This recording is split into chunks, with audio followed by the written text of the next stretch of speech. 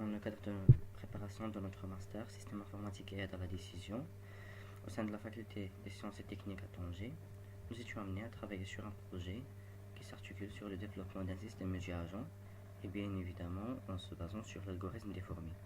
C'est un projet encadré par professeur Naimi, élaboré par les étudiants, par les prochains lauréats Ramdi Mariam, Loza Romeima et El Azraoui Younes. Alors pour cela, on va aborder le plan ci-contre. On commencera avec une introduction, passons par la suite à la présentation du projet, la conception du projet, la partie développement et on finira avec une conclusion. Alors commençons par l'introduction. Comme vous le savez tous, les colonies de fourmis résolvent des problèmes complexes. Bien que l'intelligence d'une fourmi soit limitée, l'étude de leur comportement a donné naissance à plusieurs nouvelles méthodes de résolution de problèmes. Alors notre but ici, de développer un système multi-agent pour simuler la recherche d'un plus court chemin par une colonie de fourmis, suivant l'algorithme de celle-ci. Alors, les problèmes d'optimisation peuvent être combinatoires discrets ou à variable continue, avec un seul ou plusieurs objectifs, ça veut dire optimisation multi-objectif, statique ou dynamique. Cette liste objective n'est pas exhaustive et un problème peut être à la fois continu et dynamique. Donc un problème d'optimisation est défini par un ensemble de variables, une fonction objective, de coût et un ensemble de contraintes.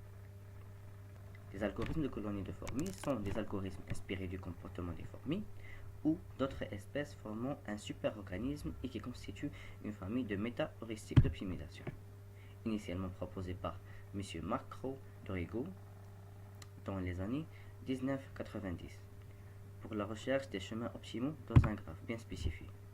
Le premier algorithme s'inspire du comportement des fourmis, recherchant un chemin entre leur colonie et une source de nourriture.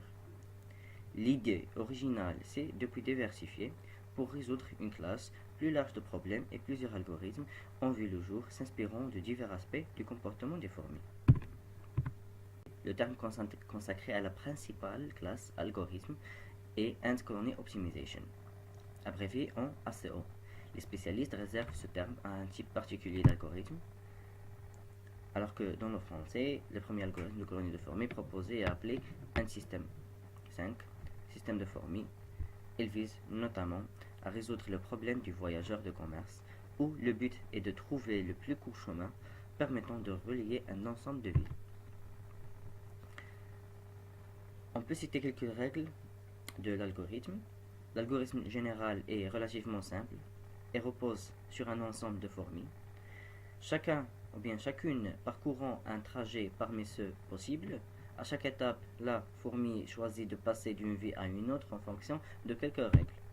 Commençons par la première. Elle ne peut visiter qu'une voie chaque vie. Plus qu'une ville est loin, moins elle a de la chance d'être choisie. Plus l'intensité de la piste de phéromones disposée sur l'arête entre deux vies est grande, plus le trajet aura de chances d'être choisi.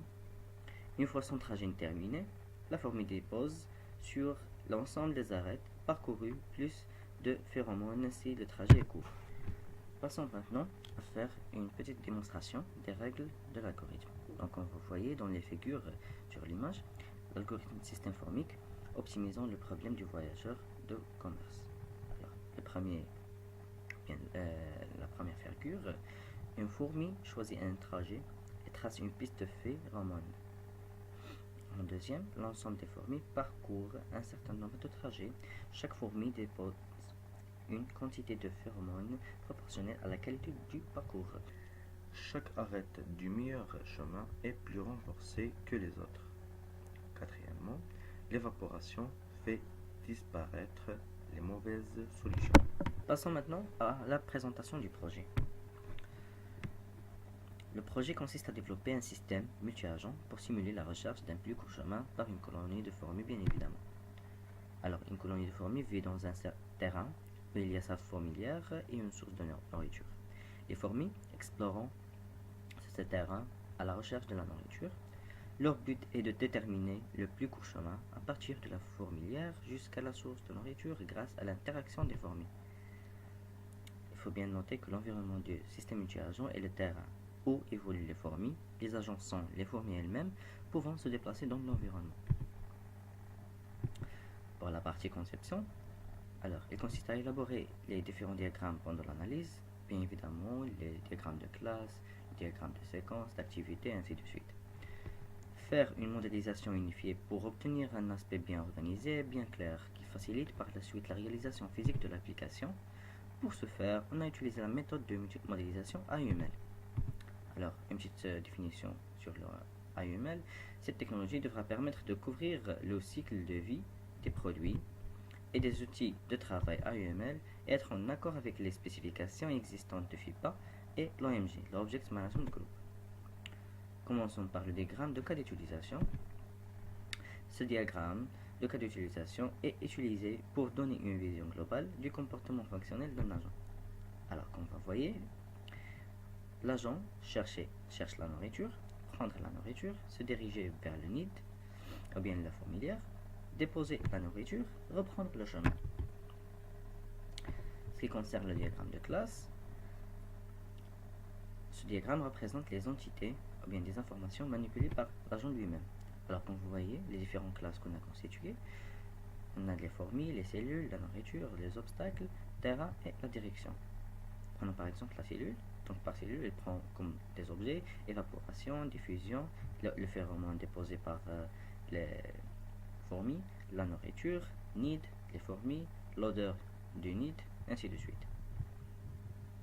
Et vous constatez bien évidemment aussi les relations qui relient les classes entre eux. Passons maintenant à la diagramme d'activité. Ce diagramme représente le déroulement des actions sans utiliser les objets. Donc comme vous voyez, on part d'un état initial et on finit par un état final. Donc en commençant par la recherche de la nourriture. Par la suite, si on trouve la nourriture, on prend la nourriture, se diriger vers le nid, déposer la nourriture, on termine avec l'état final.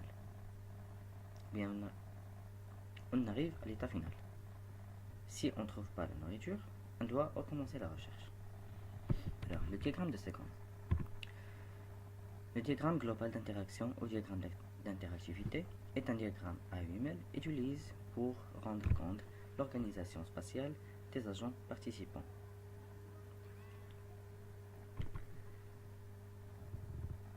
Alors, vous voyez, on a les fourmis, F, la nourriture 1, nourriture 2, et ainsi de suite. Donc, comme première étape, ou bien première action, s'enregistrer sur l'ADF. Après, la nourriture s'enregistre sur l'ADF aussi, publier les services. Après, les messages qui transmettent les fourmis entre eux, les propositions des chemins.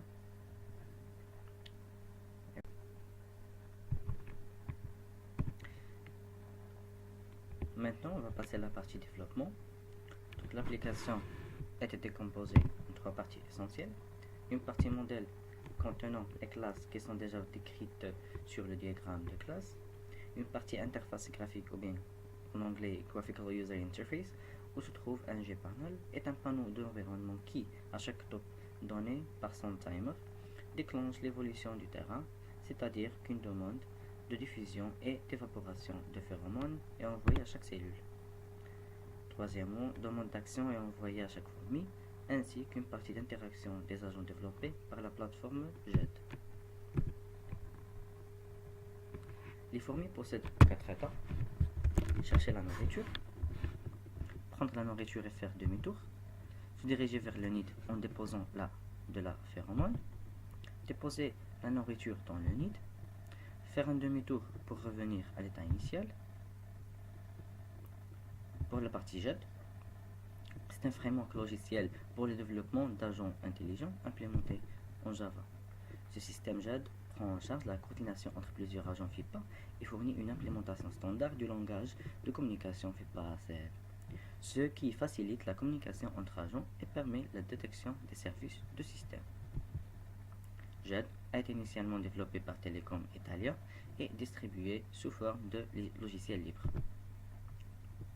La norme FIPA-ACL est un langage de communication entre agents développé par FIPA, Foundation for Intelligent Physical Agents, qui est une organisation à but non lucratif fondée en 1996 dont l'objectif était de promouvoir l'usage des agents logiciels dans l'industrie et de produire des standards pour l'interopération d'agents logiciels hétérogènes. La syntaxe de la norme FIPA s'appuie sur la définition de deux ensembles. La première est un ensemble de 21 actes de communication primitifs et un ensemble de messages prédéfinis. Alors, le but dans ce projet est de faciliter le développement de notre système. Nous avons choisi d'intégrer les communications entre les fourmis et les ressources de nourriture. Alors, comme vous voyez ci-contre, le tableau de performatif. Donc, on a ici comme colonne Posting Information, Question Information, demander de l'information, la négociation, les actions performantes, la gestion des erreurs. Et ici, les performatifs, donc accepter les propositions, agree, cancel, annuler, confirmer, non confirmer, erreur, informer, et ainsi de suite. Et chaque performatif, on trouve par exemple ici, accepter la proposition, donc ici ça fait partie de la négociation. Ainsi, qu'on voit ici annuler, donc annuler ça fait partie des actions performantes, et ainsi de suite. Donc, comme vous voyez ici, c'est similaire diagramme de séquence. Donc, trouvez fourmi, ADF, nourriture 1, nourriture 2. Vous voyez les messages qui sont envoyés ici vers ce sens, les demandes d'informations. Ici, les informations qui sont envoyées vers ce sens-là. Les demandes de proposition, bien de refus aussi, vers la fourmi depuis l'emplacement de la nourriture. Ici, l'acceptation des propositions et ainsi de suite. Donc, vous voyez ici cette image qui englobe les différents messages qui s'envoient, quelle que soit leur nature, la négociation, l'acceptation de propositions, et ainsi de suite. Passons maintenant à partie paquetage. Alors, nous choisissons NetBeans pour développer une application et une interface graphique par Java. Et afin de structurer notre code, nous avons utilisé un de paquetage. Paquetage fourmi projet qui contient les différentes classes ainsi que l'interface graphique. Et partie paquetage agent qui contient les agents et les containers où nous allons instancier nos agents.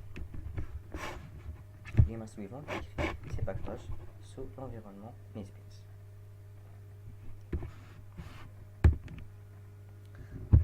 Partie développement des classes. Alors, voici une vision, un sommaire des classes développées. Donc la carte, les fourmis, les fourmilières. Ici, le main, classe main, le monde, nourriture, les obstacles, le phéromone, position. Classe partie du paquet fourmi, projet. Concernant les agents, donc il y a pas mal de classes qui sont développées ici aussi. Fourmi agent, fourmi en container, le main container, la nourriture container et nourriture agent. Et pour que le programme soit fonctionnel, on doit ajouter les bibliothèques déjà d'ici, comme vous voyez. Donc voilà l'interface de l'application. La petite carré jaune représente le nid. Voilà. Les carrés rouges représentent la nourriture. Les fourmis sont représentées par des petites carrés noirs. Ici, vous trouvez la barre de la spécification de la vitesse des fourmis. Ici, on travaille sur deux modes, soit sans obstacle ou bien avec des obstacles. Le mode sans obstacle, les petites carrés rouges représentent les fourmis avec la nourriture.